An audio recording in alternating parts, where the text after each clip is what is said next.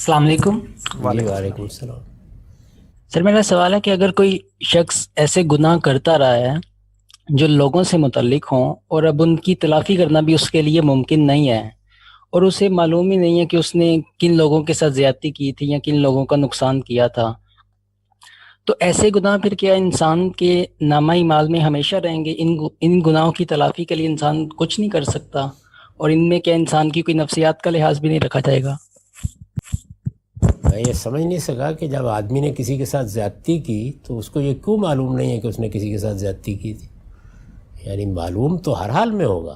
جب میں اپنی زندگی پر پلٹ کے دیکھوں گا تو آخر جن لوگوں پر میں نے زیادتی کی ہوگی یا ظلم کیا ہوگا یا ان کا کوئی حق مارا ہوگا وہ میرے ہم اثر ہی ہوں گے، میرے زمانے ہی کے ہوں گے۔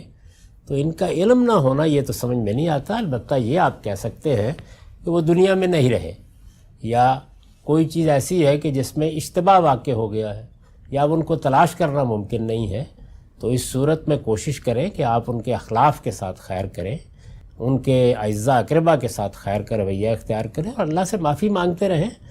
قیامت میں امید یہی ہے کہ آپ کی توبہ، آپ کی تلافی کا جذبہ، آپ کا ازالہ کرنے کے لیے تیار ہونا، یہ اللہ کی رحمت کا باعث بن جائے گا۔